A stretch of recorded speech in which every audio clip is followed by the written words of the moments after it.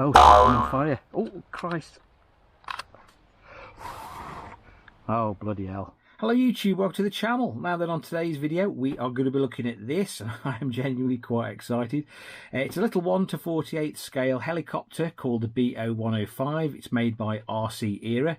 I think they call it the C186 MAX. It is a proper bona fide RC scale helicopter, so I'm super excited to get it out of the box and have a look at it.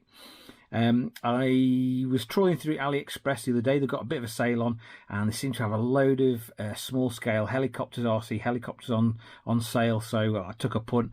I think it cost me 46 quid. If you had, I will leave a link in the description. If you had the plain grey one, that was 40 quid. So these are a bargain at the moment, they really are. Now, before we get into it, I think we should have a quick look at the front of the box. It says it's got automatic stability system, which is good because I consider myself a complete novice with anything with wings on. So anything that helps me fly something is definitely a plus point. Easy to fly, good. It's got a little modular battery. I think it just plugs in and out the bottom of the helicopter there. What else we've got? One key takeoff and landing, that's excellent. It says downward vision positioning. I'm not sure, I don't think it's got proper flow control positioning, whatever it is, but I think there is definitely a little sensor underneath that feeds the helicopter's clever electronics some information to help keep the thing stable in the air. Anyway, I am super excited to see what this thing is like. Let's crack the box open and take a look. Right then, in the box, I think we can do this on the desk, to be honest. It's that small. In the box, we get a set of instructions, and I shall be digesting those to see what everything does. We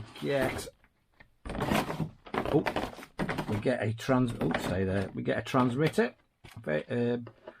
You know, sort of basic one. I'm not sure all the buttons and knobs do at the moment. It looks like we've got one button for takeoff and landing there.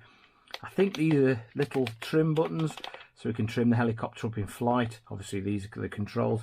And it looks like we've got 3 speed modes. I think not only does it increase the speed or forward momentum of the helicopter, it actually might sharpen up the response as well. So we'll probably be keeping that on number 1 initially. We get some spares. Oh, there's a USB battery charger there. We've got some tools and a spare tail rotor and a spare main rotor. And last but not least, let's get rid of this box out of the road.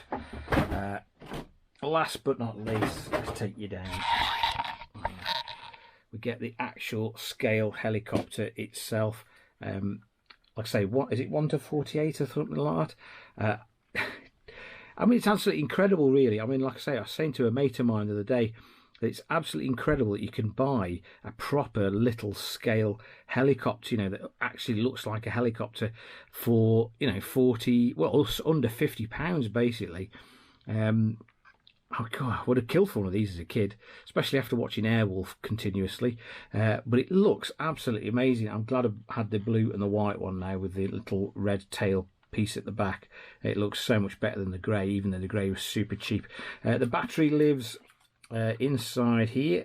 If I can just prise him out, it's just like a little cartridge affair. You can plug in and out. Okay, tell you what we'll do, put the battery on charge and have a look at the manual, see what all the controls do. Now, if you're a bit of a novice with helicopters and aircraft in general, like myself, some of these controls initially can seem quite daunting, but we've basically got a one-touch takeoff and landing button. That's going to come in handy. Our on-off button for the actual transmitter is there. We've got our speed selector switch there. There's 3 positions. These are our trim buttons for the flight controls. Now, the flight controls themselves, I might not get the terminology correct here, so I do apologise in advance. Forward and backwards, basic forward and backwards like that. Left and right side fly, so that's the left and right. It's basically you sort of yaw the helicopter from left to right like that. We've obviously got up and down. That's self-explanatory. And we've got left and right rotation. So that basically rotates or yaws the helicopter in that sort of axis there. That's basically the controls. But I suppose it's doing them all at the same time. That's the issue, isn't it, really? But hopefully these little RC helicopters and planes, etc., have some really clever electronics on them nowadays, with really very clever gyroscopes in them, and they do go a long way in helping you fly these things. So that's what I'm hoping anyway. But I will see if I can digest the rest of the manual. The battery's charging up nicely, and then I'm quite excited. We'll go and try this in the garden. Right, a little bit of a rocky start. When I installed the batteries to see if the transmitter turned on, I got nothing at all. I did trace it back to a slightly faulty or loose connection on the end battery.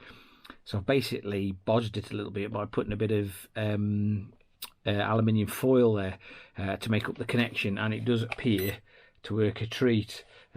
But like I say, that does need looking at, see if we can find a better solution. But in the interests of honesty, I have had a problem with the transmitter. Now, before we take this thing out and try it, there are a few safety features, if you like, that you've got to perform in order to sort of activate the helicopter.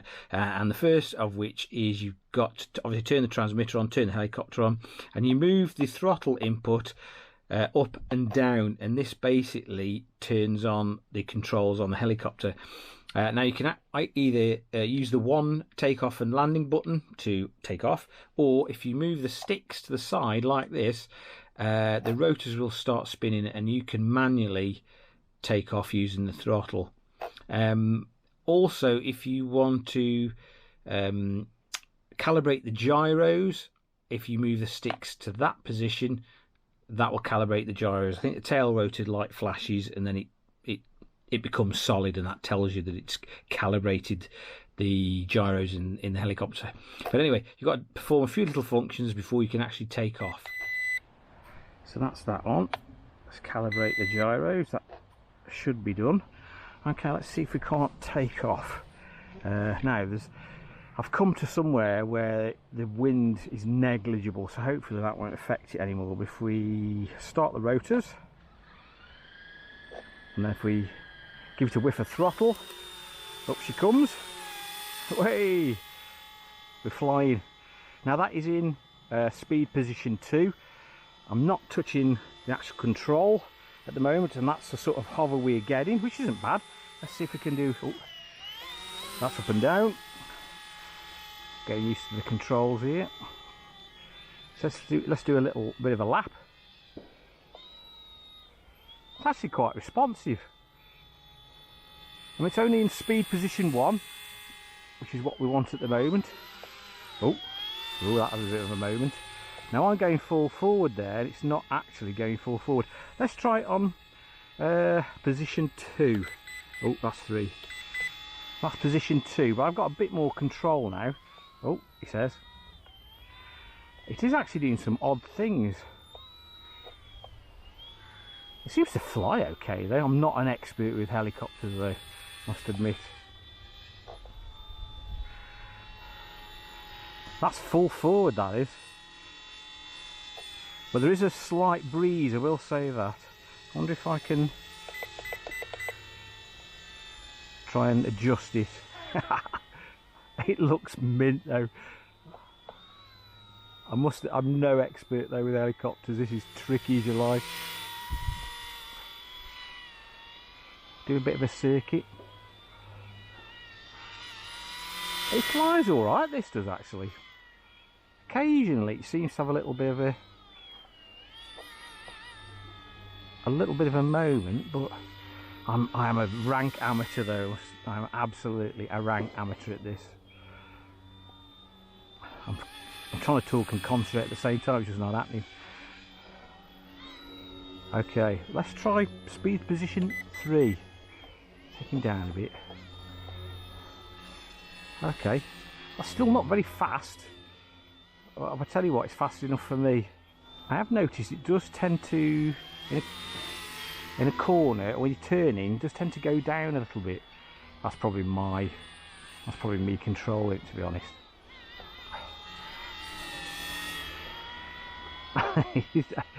It's still quite good fun, this is. Oh, had a bit of a wobble then. Now I'm not touching the actual control, that's what it's doing on its own, so it's It's not sort of holding a depth. Oh, it is now actually. That's not bad really. Okay. Soon after. Oh, we're down. That was my fault, I think. Oh, oh no, no, no, no, no. What are you doing? Okay, that's stopped.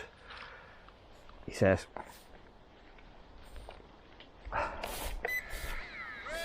I'm about to try and do something. Oh, oh, no, no, no. Oh, stop it. Stop, what are you doing? Oh, I'm on fire. Oh, Christ. Oh, bloody hell.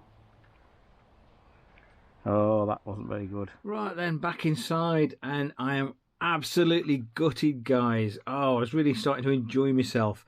And the worst bit about it is I think it's my fault. I think I actually caused that to happen. Here is what I think happened. I think that when it landed in the grass, basically this thing knows when it's landed. Obviously it shuts itself off after a few seconds. When I got to it, the tail rotor was still spinning, and in a bit of a panic I picked it up, thinking it was still going.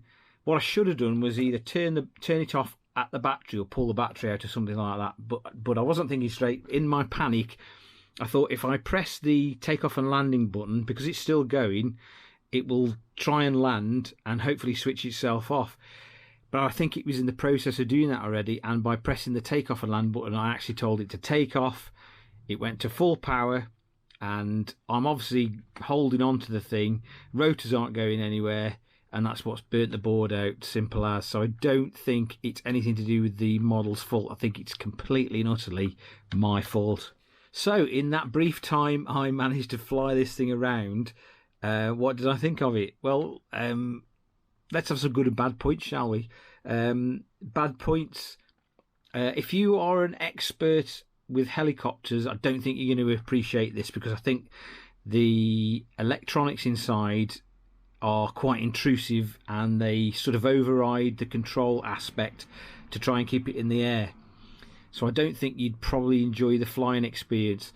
For a complete novice like me, that is beneficial, so it's not so much of an issue. I really found it beneficial that this thing knows basically how to keep itself in the air. One thing I absolutely loved about this is the fact that it looks like a proper little helicopter, and when it's flying around it really does look the part. It looks great. I mean, it's so cool watching it fly around, and it's just incredible really that you can go and buy something like this that looks like a scale helicopter for not a lot of money really. And obviously it's a real flying machine. You can fly it around everywhere. So I thought that was absolutely fantastic. So even though I had a very short period of time with the C186 MAX, would I actually recommend it to you guys? I'm going to say yes, I would, because I don't think there's anything wrong with the helicopter. I think I caused that. In that brief period of time where I was flying it around, I really enjoyed myself. I want to either fix this or get another helicopter, because I think I'm a little bit hooked now. Like I say, I really enjoyed seeing this thing fly around. It looks the part. For a novice like me, it does exactly what you want it to. Like I say, if you're a more experienced flyer, perhaps you'd find the electronics a little bit intrusive, but for a novice like myself, I really enjoyed myself. I thoroughly enjoyed myself. I had fun doing it up until the point it almost caught fire, but we were going great guns up until that point. As ever, I will leave a link in the description to where you can go and get one of these little helicopters from. They're really quite inexpensive, and you've got to try it. Honestly, you really have.